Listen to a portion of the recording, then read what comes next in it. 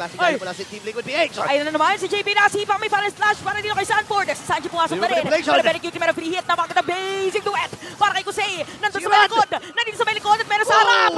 Si Irada ay unstoppable na, ang dami nangyayari! Si Kusei ngayon 1v1 sila ni Sanford. Alis mo na dito si Kusei pero nandun yung BMI. JP.